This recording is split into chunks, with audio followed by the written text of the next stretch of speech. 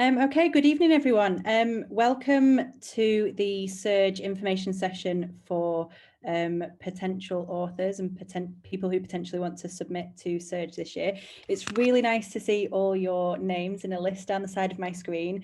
Would that we could be all together in a room, but one day, hopefully. I think we have to see the benefits of this situation, which means that we can welcome people from all around the world and all around the country, and not just those people who are able to come physically to Cambridge. So it's really nice to see you all. Thank you so much for giving your time to be here.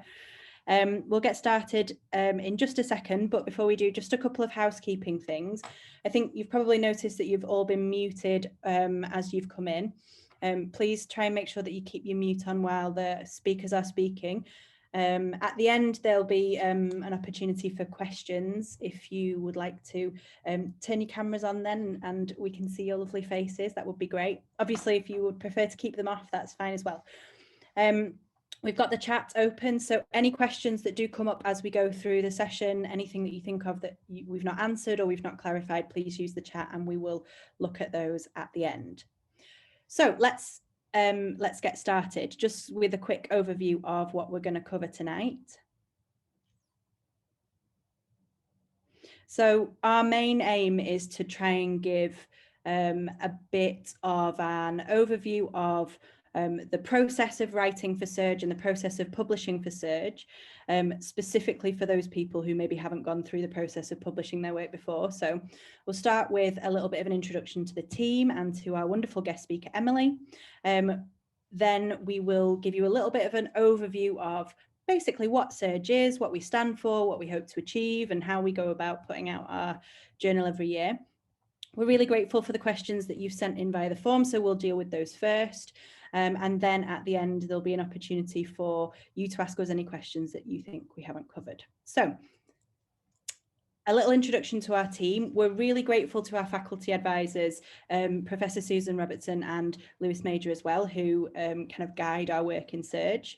The head of the ship is Meng Liu. She's a third-year PhD in the Researching Second Language group here at Cambridge.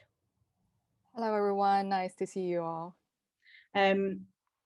We also have Kira here, who is an MPhil student in Psychology of Education. Hiya. Nyana, who's doing the Knowledge, Power and Politics MPhil. Hi, everybody. She's our social media queen.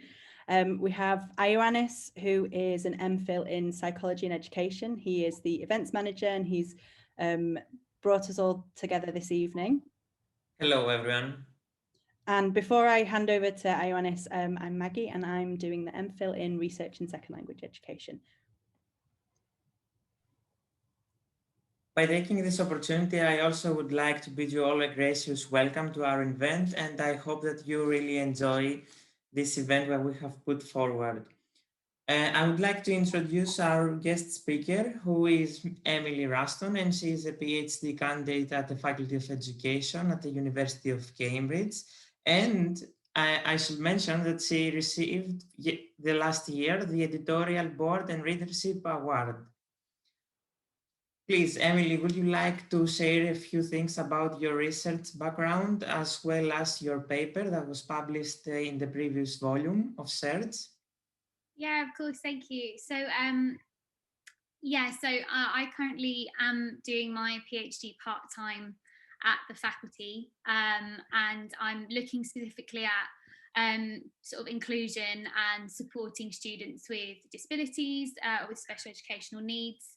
And I'm specifically looking at developing a free intervention source that can be used to support children, because as well I'm someone with disabilities, so I'm trying to sort of bridge that gap as a disabled author working with and for people with disabilities. And the paper that I published with CERJ last year was based on the sort of research that came out of my MEd at the faculty, where I was looking at using creative means to interpret text for students with sort of specifically socio-emotional and communication difficulties. So very much looking at students with autism spectrum condition and anxiety and things like that, And we specifically looked at using art, amongst other things, to demonstrate knowledge, which is what the paper looked at. Thank you very much. We are really grateful to have Emily with us today. I'm really sure that we will all benefit from her experience in publishing with CERJ. Now I'll pass on to our editor-in-chief, who will speak a little bit about CERJ policies. Okay, thank you, Alanis, and thanks to Emily for sharing your research experience with us. Well, first, let me introduce briefly our vision for the year and the policies regarding submissions.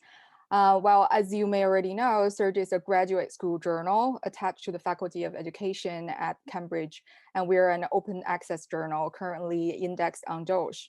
A little bit about the goals for this year. So first of all, we'd like to provide support to first-time authors and reviewers. And second is to promote academic exchange and collaboration among educational researchers. Now, regarding the editorial process, we hope to enhance the quality of the publications and the rigor in the reviewing process. Now, all of these goals are tied to how CERJ can help in your research, can help you in your research journey. For example, the information session today is about helping you prepare for submissions. And as for the rigor in the review process, we plan to make our reviewer training not only mandatory to the reviewers, but also public this year, so that everyone, not just the reviewers, can learn more about the publication process. For contributors such as all of you, to learn about the review process can really help you gain a better perspective on how publication works. And for that, I recommend you to check out our reviewer training video from last year on our YouTube channel, and also attend this year's reviewer training too, which will take place in April. Another step we've taken is the Facebook group that we've created. We welcome all of you to join, and hopefully it can serve as a space, not just for CERJ questions, but also for general academic discussions and even collaborations.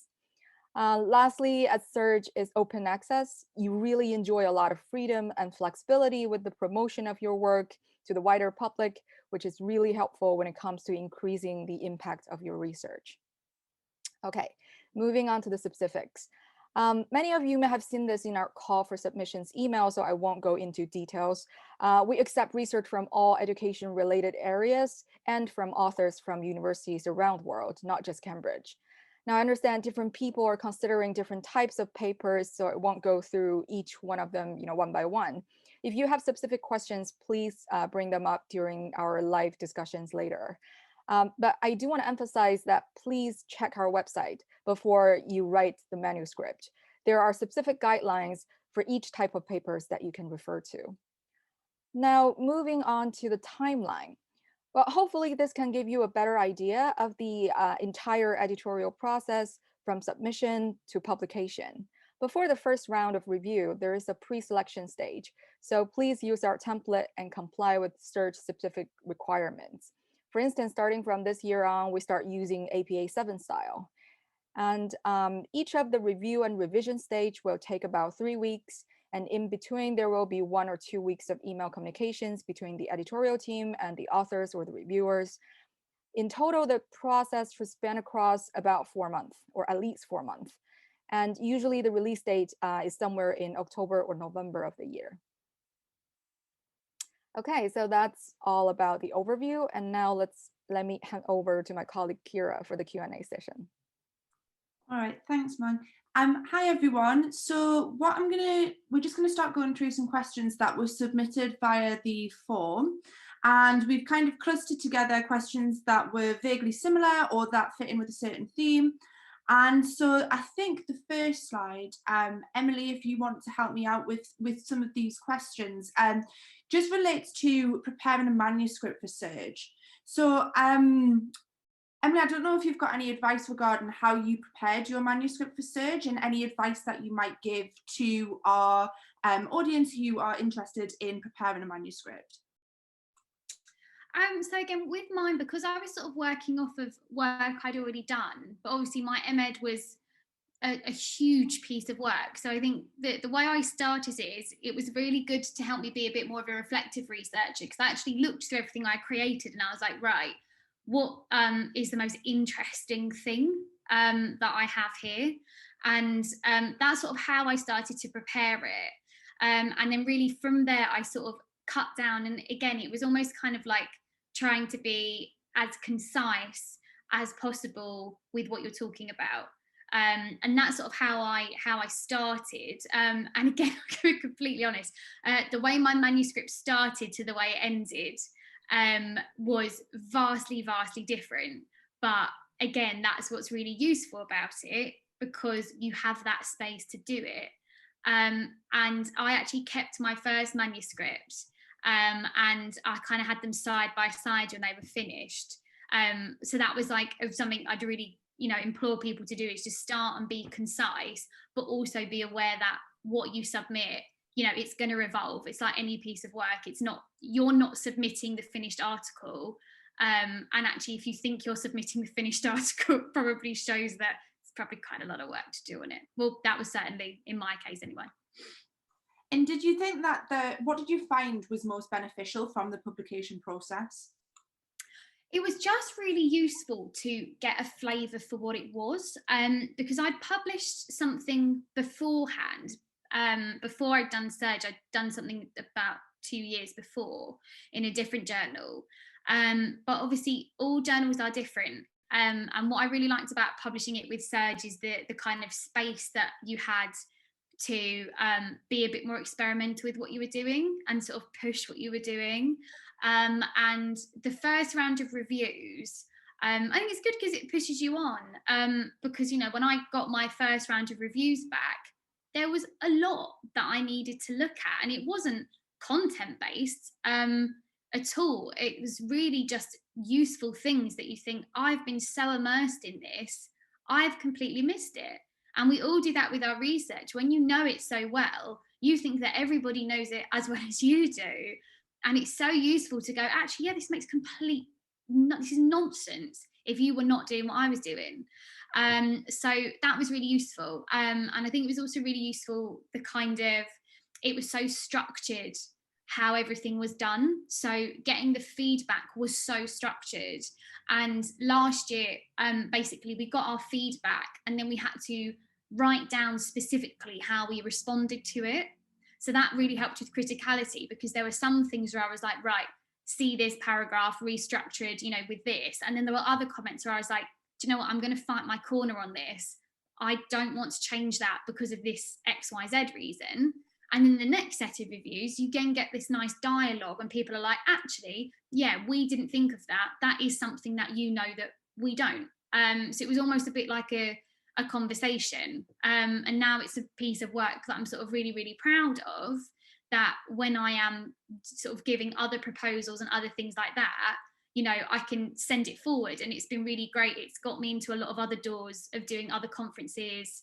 Off the back of it, I've got invited to, I'm going to be writing a book chapter this year. So it sort of really jumps you out to new places, which is really good, really helpful.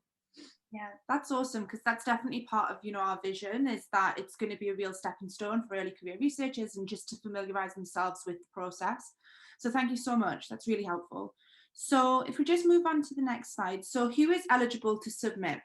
So the first question that we received was, do you accept submissions from graduate students affiliated with other universities? So yes, we do. CERJ welcomes submissions from anyone, from early career researchers through to people working as educational practitioners, such as teachers. And this is not restricted to people associated with Cambridge University. We also welcome submissions from people from all institutions across the globe. And is the journal open to all areas of inquiry within education, or are there specific themes that you aim to highlight? So we do have a list on the website, which we really encourage you to check out, of kind of themes within education or relevant to education. But I do just want to emphasize that that list is not exhaustive. So if you have a piece of work, or if you're studying an area of interest that is relevant to education but isn't listed, then please do still submit, because we really are encouraging all research from all areas. And what qualifications do authors need in order to be able to publish with CERJ? So there are not any specific qualifications that authors must have, but in order to submit or to publish with CERJ. But it is important just to reiterate that this is a graduate-led journal, and so submissions are expected to kind of comply with the conventions of a university standard piece of academic writing. Okay, so CERJ policies. So we had a question asking, you know, how can I submit a paper? So the guidelines for how to submit are laid out on the website, which again the website will be detailed at the end of this presentation. However, in short, you will prepare 2 copies of your manuscript, and those must be in keeping with the template that is provided on the CERJ website. I know that we do have a question there asking, is there a template or overleaf? We don't have an overleaf, but we do have a template which is in a Word document. So it's just really, really important to pay attention to that template, and particularly make sure that you're in keeping with APA guidelines unless stated otherwise. And you will submit your paper via the online submission form, which again is available on the website. Will I get feedback even if my work is not accepted? Yes, you will receive work even if yes, you will receive feedback even if your work is not accepted. We provide feedback at every step of the review process. And is it free to publish with CERJ? Yes, that is a real benefit of CERJ, is that it is entirely free. There are no costs associated with submitting or publishing in CERJ. What does CERJ specifically do? Do you review research proposals, or are you responsible for the publication process itself? So we are a graduate-led journal and so we are responsible for the publication process. Unfortunately, we do not review research proposals. And the final question, what is the protocol regarding submitting a research article review to more than 1 journal simultaneously? And given that it may be rejected by more than 1. So no, you cannot submit to more than 1 journal. And if you do choose to submit to CERJ, you cannot submit that to another journal until you've received an outcome from CERJ. So I think I will hand over to Mong now to follow on with the next set of questions. Okay, thank you, Kira. All right, so I'll be covering this page of CERJ policy questions. Are authors allowed to make more than 1 submissions? Well, we don't have any policies against it, but practically I don't recommend doing that, especially if you are a first-time author. Regardless of the number of submissions you have, the time given for the revision is the same. So if you have 2 papers accepted, then you would be pretty stretched for time.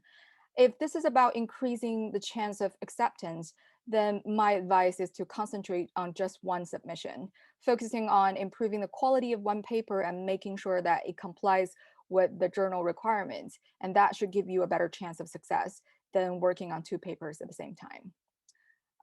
Does CERJ accept short journal article critique pieces? Well, the answer would be yes, but I do want to offer some general advice to authors of all types of papers. Please put a significant amount of thinking and work into establishing the significance of your paper. For instance, if you're writing a short journal article critique, the first and most important question to address is why this piece? There are so many articles being published each year. Why does this one merit a special critique? And more importantly, why should the readers care? The same goes for all types of papers. And if you can make a good case for the significance and relevance of your paper to the educational field and to your peers, then your chance of acceptance is much higher. What are the advantages of submitting to CERJ rather than other journals? If published, does it count as a citation for future career purposes? Well, hopefully we've already made it clear to you the ways in which CERJ can help you, and you can cite CERJ articles the same way you can cite any other peer-reviewed journals. There is no difference.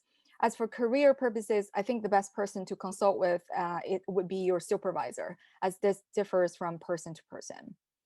If I want to publish my experiences with designing, implementing, and evaluating a particular curriculum in a certain set of schools, what type of paper should I opt for? Well, it really depends on what you want to put in the paper. One option is for you to write this as action research, which will fall under the category of research papers. or you can write it as a reflexive piece or research notes. So it really depends on what content you would like to contribute to the field. Well, I think that's about the CERJ policy questions, but I do wonder if, Emily, you have anything to add on to all the questions we've covered so far. No, I mean, it's really, really comprehensive, everything that you've covered. And actually, you know, when I was submitting, we didn't have any of this. So this is really, I think, beneficial for other people. The one thing I would just add is that when I submitted, I actually wasn't part of the faculty at that time because I'd finished my MEd. I took a year out to actually just be a teacher. And I say just be a teacher in terms of can never just be a teacher.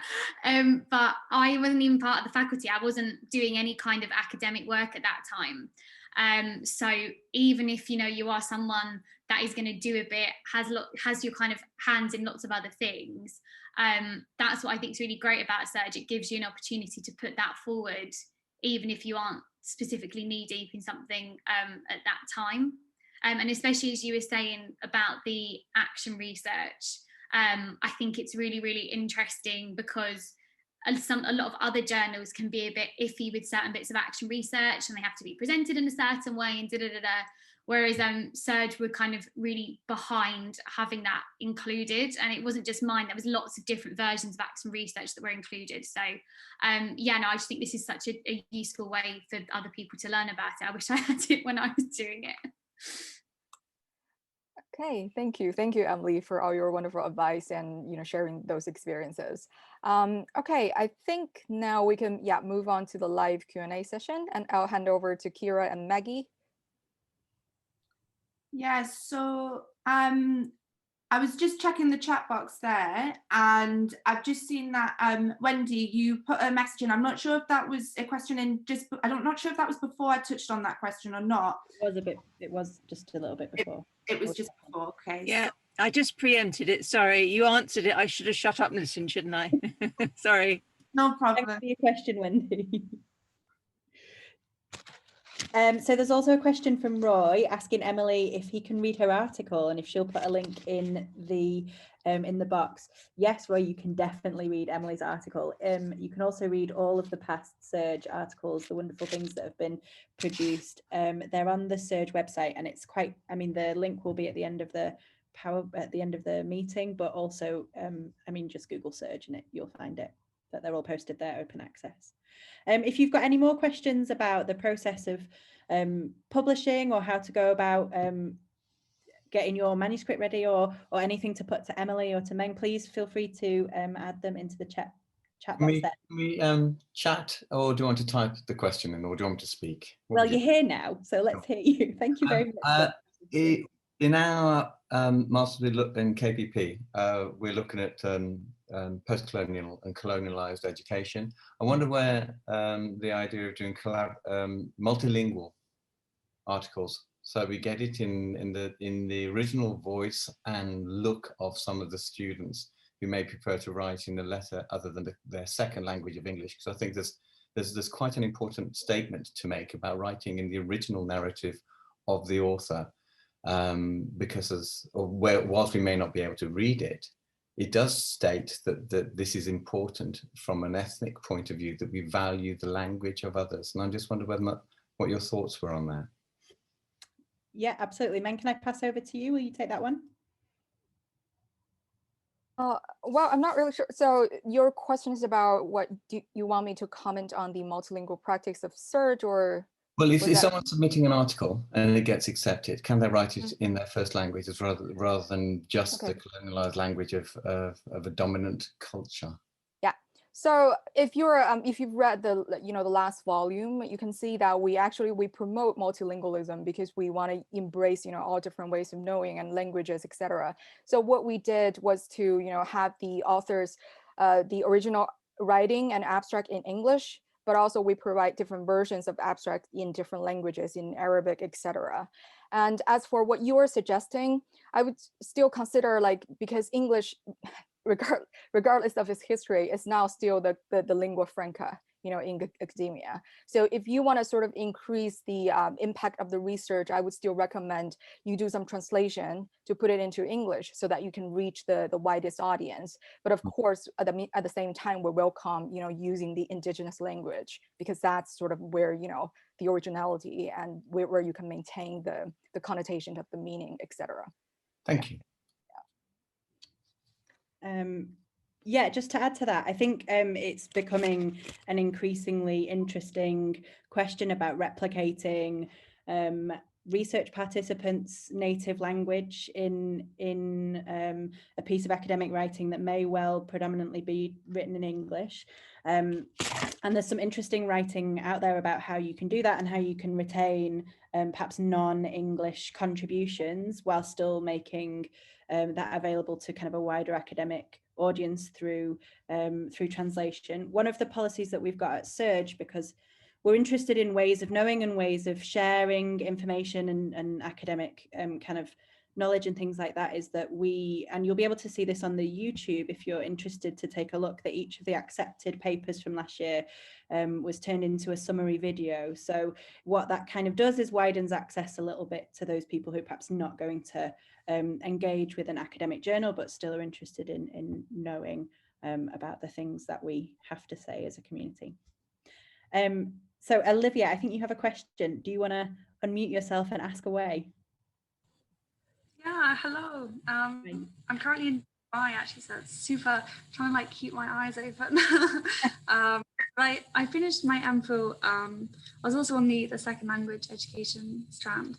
And I'm just wondering, I've got this like 20,000 word thing. And I probably like Emmy, I'm like, how do I kind of cut it down? And there's a lot of kind of, especially in the methodology, there's so much like, stuff that, and I just, I'm kind of a bit stuck like how to go about cutting it down, because it's so much and there's so many words. I just wondering if you could kind of give an outline of what should be prioritized, because in the feedback there was also, oh yeah, that was another question. There's also in the feedback for my MPhil, sorry, I'm now going on, they advised kind of like elongating certain definitions and kind of going deeper into aspect 1, 2, and 3. So I was wondering, first of all, if I can adapt my MPhil from the actual finished piece, and also how I can chop it. Yeah, it's 2 questions. Yeah, absolutely. I feel your frustration and I can empathize entirely with that. And I'm sure Emily can. I'm going to bring you in just a second, Emily, to give your perspective on this. Please don't mention 80 drafts like you did before. What I would say is that the work that you're doing for your MPhil thesis and the work that you might submit to CERJ are slightly different beasts, therefore slightly different purpose.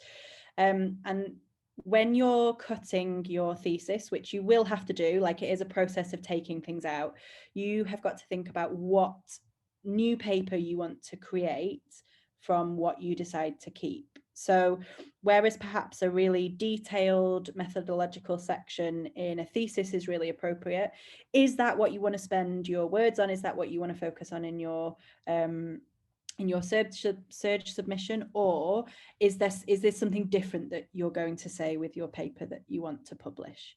You were saying sections 1, 2, and 3 that maybe, I mean, I don't know, I've not read your thesis, but maybe you were focusing on a range of research questions.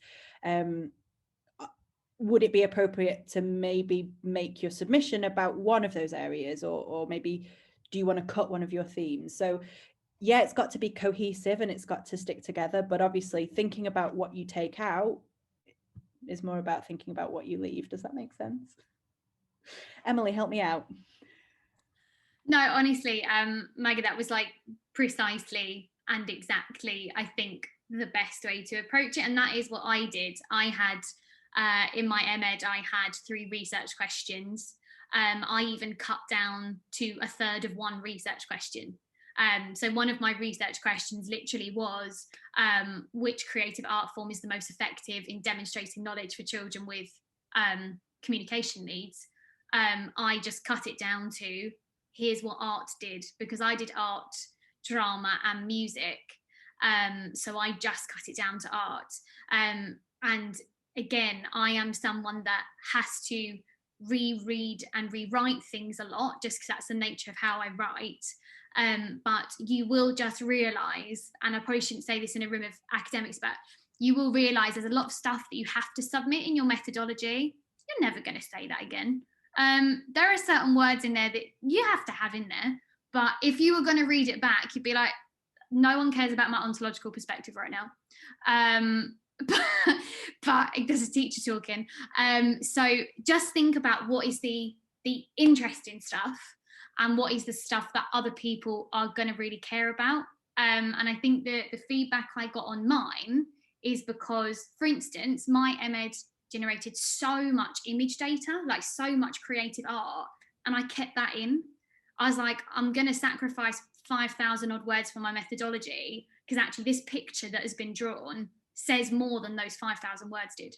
So I think kind of stay true to what you want in there. Don't think, what are other people going to think makes me sound interesting? You know, if it's important to you, keep it in. If it's not important, lob it out. Because trust me, even at 6,000 words, by the end, I was trying to cut out the's and as, you know, everywhere I could. It was tough. Thanks, Emily. I'm going to resist saying a picture is worth 5,000 words, but I think the advice that you have given is really good, that there's no way you're going to get from 20,000 words to 6,000 words just by making your expression like more clear, that you have to think about kind of slightly cutting up and sewing back together the work that you've submitted perhaps already for your thesis in order to make something that is a whole again. Olivia, does that answer your question? Yes, all perfect. Thank you very much. Great. I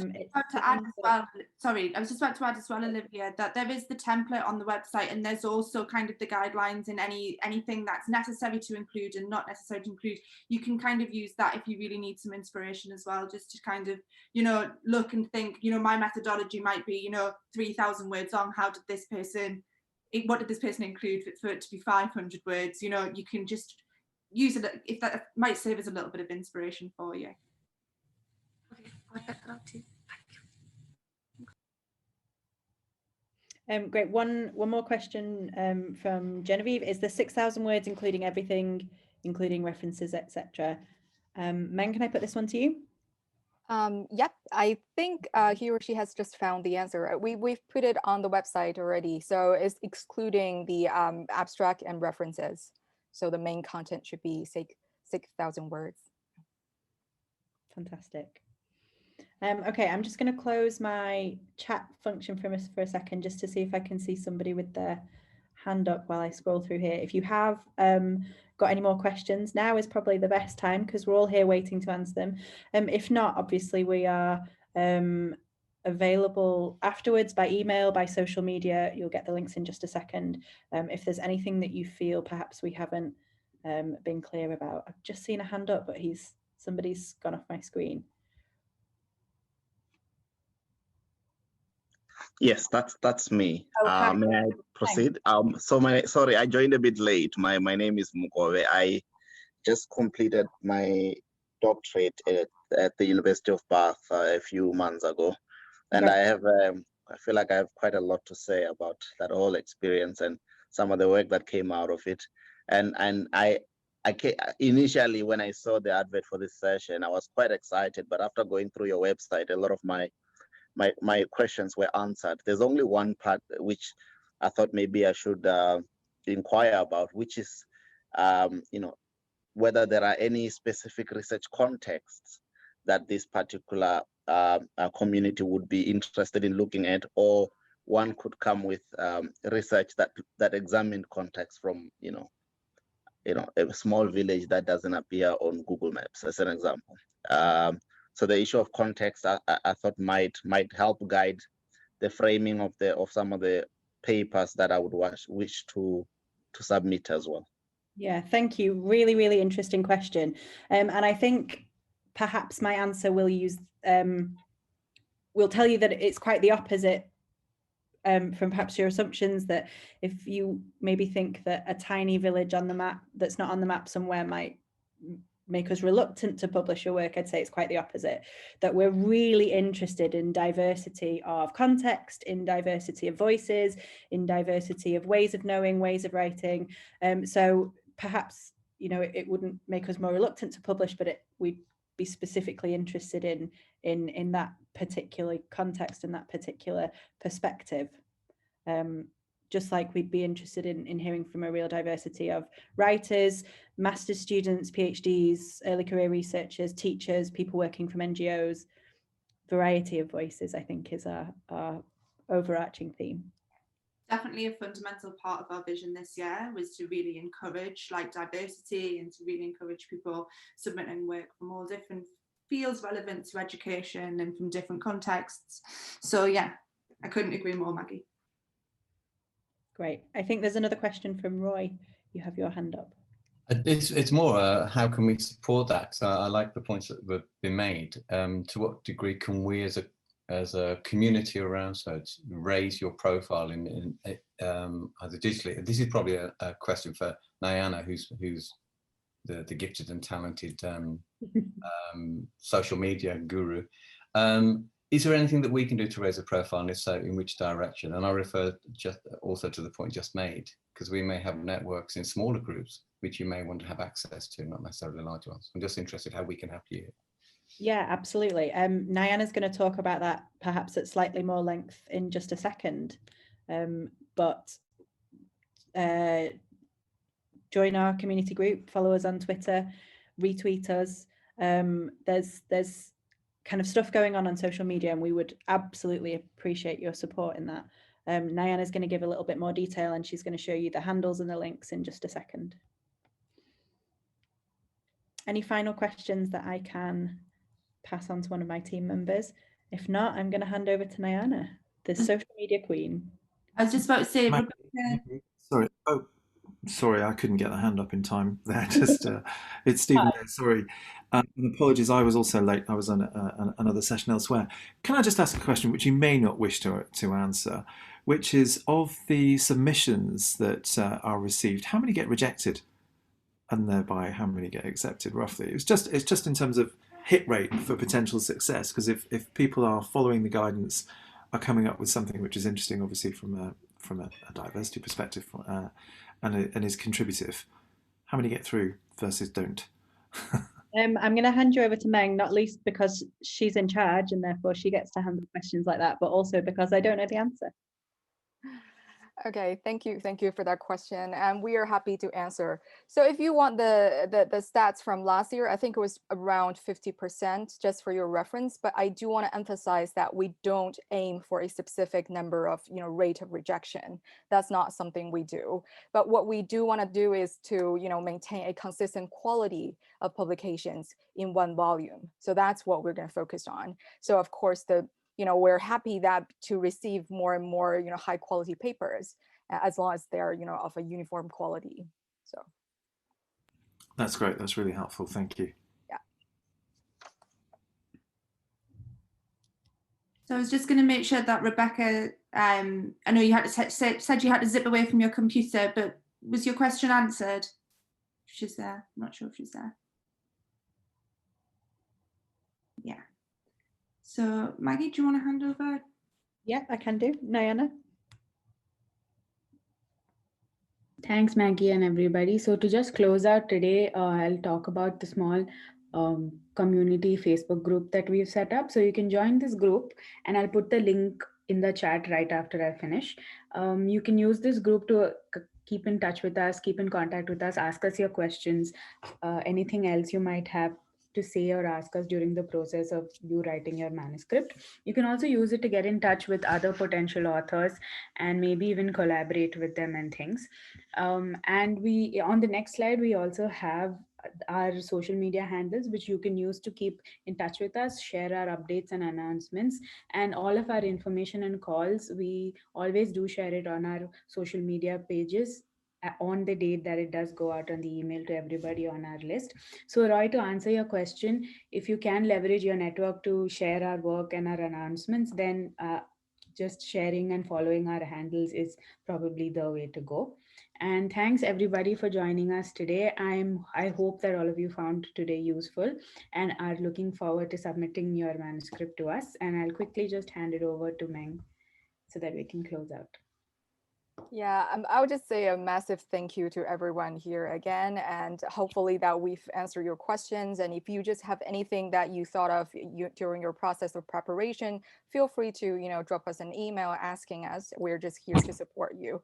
And I think that's about it. Yeah, that's our link for the Facebook group just being sent. And please follow us on social media, and look forward to future communications with all of you, and wish you have success in your submissions. Yeah. Thank you all. Thanks so much, everyone, for coming along. Bye. Bye. Thank you. Bye. Thank you.